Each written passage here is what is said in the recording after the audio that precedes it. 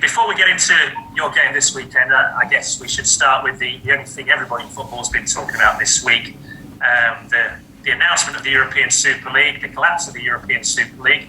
As a football man from Sunday to now, how do you assess your emotions and thoughts as things transpire? Yeah, first and foremost, I'm glad there weren't a press conference for us in and amongst it all, because it was chaos for a few days, wasn't it? But my own opinion is, I think it was wrong how everything came about, and I'm pleased with the outcome so far, but I don't think it'll go away. Obviously, if those owners of those clubs are really committed to doing something like they did, then it's obviously going to be the topic of the conversation all the time, and they're going to be maybe doing it a different way, but still looking to either overhaul the Champions League or create a new competition. So I don't think it's going to go away, but I'm pleased with the outcome as it stands, that everyone has been listened to, the fans have had a voice, all of football's had a voice, and that's only right.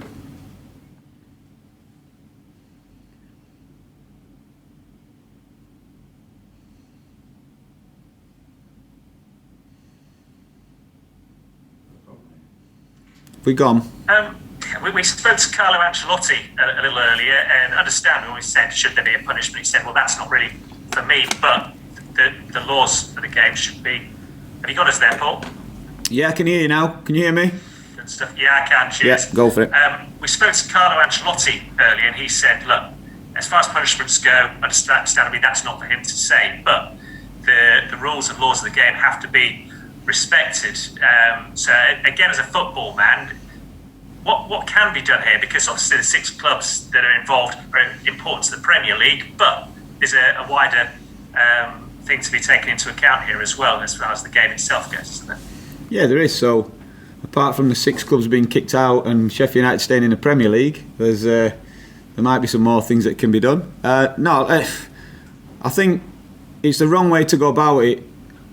Clubs speaking about, or managers speaking about their own self-interest, because for me it's that self-interest and that selfish way of thinking that sort of brought these problems on.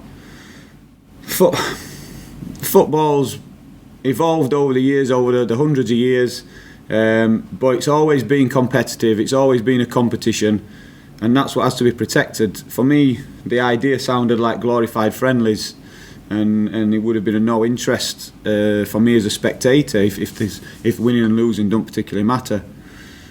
So that's my thought in the Premier League and the Super League. But in terms of punishments, again, for me, it has to be the correct channels. If things have been rules have been broken in terms of contractual rules or competition rules, then it's up for the organisers of that competition to enforce punishments. No one else's opinion, no other football clubs, no other self-interest really should come into it, because as I said, I think it's self-interest and a selfish way of thinking that's brought about these problems in the first place.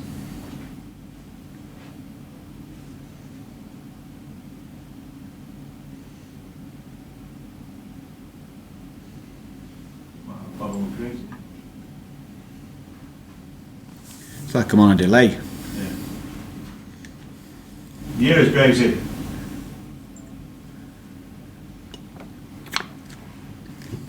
Can everyone else hear us? Yeah, everyone else has got us. Yeah, it's crazy. That's fine, are you? Yeah. Yeah, fine, yeah. Kids, go on and we'll see if we can get crazy back. Okay, well, I suppose, Paul, just to begin with, to perhaps maybe continue with that theme, because of football's self-interest, do you think reform will ever kind of happen, really? What, in terms of that competition that was proposed? And in general, whether that's... Yeah, because I think it's happening all the... whether that's about sorting out the finances, that type of thing. Yeah, because I think it's been happening all the time, hasn't it? It's been happening all the time. You think of how big a deal it was when Sky TV came in and changed the Premier League, the introduction of the Premier League, the reworking of the European Cup into the Champions League. It's happening all the time, evolution and the different competitions. But I think the big problem is it's the money, isn't it? It's the driving. It's people are talking about clubs wanting to become franchised. I think they want to be in charge of how they make their own money, whether that's in charge of their own media, showing their own games, their own footage. And I think that's the driving force behind it. And it's been there before. I know it was talk in the Championship with Leeds and Derby County, for example, and people like that wanting to get a better share or a more favourable share in their eyes, or more just share in their eyes for the amount of times they're on TV or the amount of revenue they bring in because of their support. So, yeah, I think discussions have always been there regarding this. I think it should be separate though to competition. And I think it should be separate to any sort of change or any sort of say the Champions League, for example, been changed in any way, shape or form just to suit an individual club. It has to be the competition first in that respect. It has to be for the integrity of the competition, for the value everyone puts on it, and for the fans' sake. I just hate to think that you're never rewarded for how well you performed, you know, regardless of the amount of money you can bring in, regardless of the amount of money you can generate. I just hate to think you weren't rewarded for your performances on the pitch. To that extent then, football has really shown itself in a great light this week, hasn't it? Because the fans principally, and then leading figures within the game and in the punditry circles and all of that have really come out in defence of that to say, look, enough is enough. It can't be a franchise system. It can't be that type of scenario. It's well, without wishing to sound too yokel, it ain't how it works in this country. No, it's not. But and we also have to understand that then when you're arguing the other way, that it's not how it works in, say, the States, for example, where franchise and the fact that if you've got enough money, you can go and buy and create a football club, American football, soccer, whatever you want to call it, you can go and buy one and get them competing in a league. So we have to understand that mindset as well. But yeah, it's totally different here. It's all about the competition. And don't forget, we've actually made adjustments in terms of like introducing playoffs and things like that to keep the interest in the season to the very end as long as we possibly can. Why? Because we want a value on the outcome of a game, you know, and that for me is what it's all about. It's what it's all about. I hate talk of, you know, and your mid-table club towards the end of the season, people say you've got nothing to play for. You've always got something to play for. You should have. And any sort of decision, any sort of change that still promotes that way of thinking, I'd be against it totally. You play a game of football to win and lose, that's it, and you want to win. So to crowbar in a change then onto Sheffield United, what are Sheffield United playing for now then?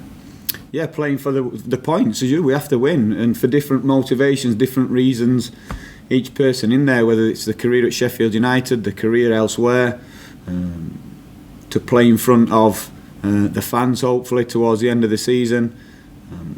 We're looking to win games and produce performances. No one wants to go through as I said, the 14 months that we have. It's been tough for everyone, but there's only one way out of it, and that's hard work, and we're determined to do that. So Brighton then the next challenge, safe-ish but not quite safe. What are you expecting from them?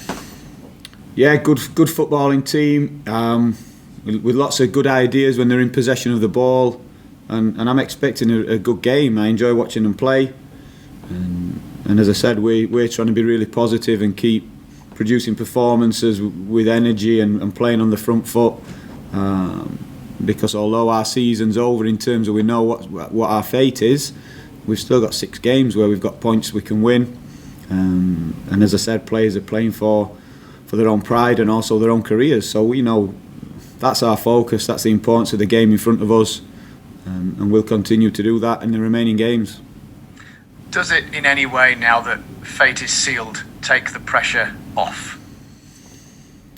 We can talk about it. I said that, so there's no noose around anyone's neck now in terms of, you know, scared of what's it's done, it's gone, and it's got to be about looking forwards. It's got to be about performances, not only for this season but next. And as he says, the fate is sealed. People can stop talking about it. We know what's happened. We know it's done. But without that, I also don't like the phrase, you know, you've got nothing to lose. That can sometimes be construed as it doesn't matter anymore, you know, and that's what I don't want us to be. And I don't want any talk from that of anyone. So nothing to lose in terms of, yeah, the pressure's off. We know it's fate, but it probably matters more than most now because we have to start looking forward. We have to start levelling out, bottoming out, ready to go again next season. So that's our aim. And pride comes into it as well, doesn't it? You know, to not pick up a point in the final 6 matches would hurt, wouldn't it? Of course it'd hurt. And as I said, bigger picture than that, playing for careers, you're always getting judged. And we have to keep stressing that, and we understand that. Listen, subconsciously, it is difficult. There'll be no one taking the foot off the gas at all. But subconsciously, there is a little change. You mentioned we're hoping that little subconscious switch is a positive one in terms of a bit more freedom. Because what's the worst that can happen? It's already happened. We've gone down.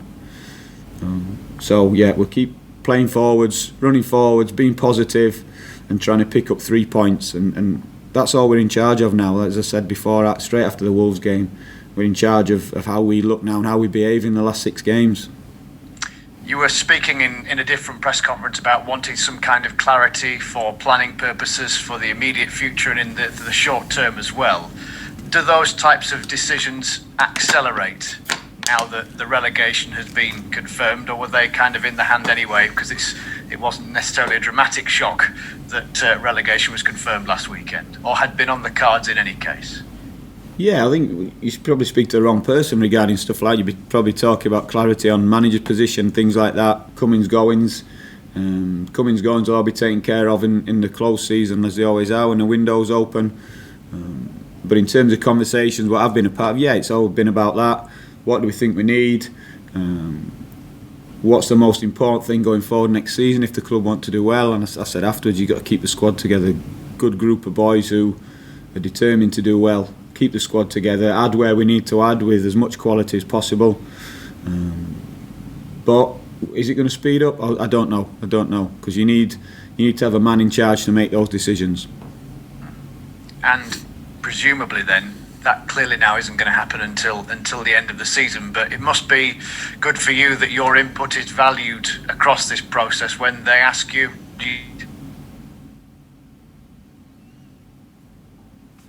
Yeah, I think I got you there, kids. Yeah, input value. Yeah, of course it is. We care about the club. We're in a position here now where, and I was really clear to everyone that everything I say won't be for my self-interest. It'll be for the good of the club. In my experience of the different positions I've held within a football club, you know, at different clubs, I'm really clear on what I think it takes to be successful in terms of the planning and the structure and organisation, and what a healthy environment is to win games and to produce players, and I'm really clear on that and what it is, you know, and I can keep saying that. Whether you listen to or not is a different matter, but there's certain things that you cannot bend on and you can't shift on. So yeah, we need to have that direction, but as I said, we also need to have a man in charge to add that little stamp, that little style, for the people, especially the players, to turn to, and that'll be important next season, that the new man's allowed to make his own changes, make the differences, make the little tweaks he wants to in terms of personnel, staff, players, and really put his stamp on the place. Just finally then, team news issues in between matches. How are you looking ahead of this match against Brighton? Yeah, similar group, so we'll be similar to the last game in terms of personnel available. We've got Robbo back training this week, which has been good for us and him. So he's had a couple of days with us now, which is great. Obviously, he's been out quite a long period of time, similar to Sander, and he's a little bit behind Sander. So, yeah, Sander's getting more training games, and Robbo's been back in for a couple of days as well. They're probably the only changes. Right, okay. So, I mean, in terms of Berger then, do you anticipate seeing him in a Sheffield United shirt between now and the end of the season? Yeah, I do, yeah. When that is, as I said, wait and see, led by him and his rehab and the medical team. But I've been really pleased with him. He's pleased, making strides every day. As I said, we're just pushing him now for the length of time he's been out. But he's been working hard enough to make the necessary improvements. We know he's going to be behind in terms of getting time and how comfortable he is on the pitch, if and when he does get on there. But he's working towards that, and I'm confident that we'll get him out there. This is a bit of a cliched question at this time of the year for certain teams, but is it in your mind to maybe give some of the younger players and the under-23s some game time then? If they've been performing well enough and good enough, We've introduced a few this season. We've had a couple of debuts already. We've had different bodies on the bench, which is great. And we may have had more if there weren't the COVID restrictions, So it would be good, without a doubt. But you can't give them away. I've seen too much harm done when you're giving debuts away for the sake of it. And if the facts will back that up in terms of players making the debuts, first team debuts at clubs, those making them at the beginning of a season have far more successful careers than those making them at the end of a season, because a lot of those are token gestures. But we haven't given a token gesture yet. The boys who've been involved have earned the right to be involved, and it'll continue to be that way. Because as part of your other role, all of these players are training in ways that would allow them to fit into the formations that have been around the first team, aren't they? So it's not like they would be experiencing something completely alien. No, they know that. So they know the roles. That's been something we've been really clear on. We've made sure we know that they know the roles in this similar system for that reason. So if the manager then is needing a body, he knows he can call on them. If the manager then is thinking of making a change, or he's watching the 23s, they're performing in a way which is more likely to catch his eye, and that's been the thought through the whole season. Brilliant. Thanks a lot. Best of luck on Cheers, Saturday. Mate. Ta. Hi, Paul. Hey mate, all right. Yeah, good, thank you. You keep referring to the new manager. Could that new manager be you? Everyone would have to wait and see. I've not. What do you say about that? Other than I know as much as everybody else. That's it. I'm not asking that question. I'm not interested in asking that question. As far as I'm concerned, I'll do what I was asked to do, which was be at the end of the season, and then I'm going back to my old role in the 23s, which I'm more than happy to do because I really enjoyed that. In the meantime, I see it as my job to help out in every way I can, whether that's with the players, whether that's with giving the information to the board, anything I'm asked. No problems at all. But no, as far as I'm aware, I'm holding the fort until the end of the season, if not soon, I don't know. And then I'm going back to my role doing the 23s.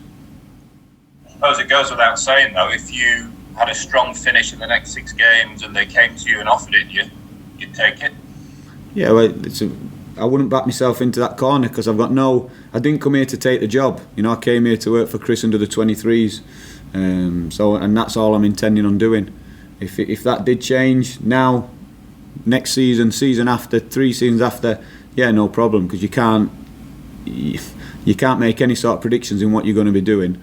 But it's not in my thoughts now. It's not crossing my mind at all. My mind is made up in terms of all I'm doing now is holding the fort, trying to push the players, work with the staff, and then stepping back to do the 23s again, which I keep saying.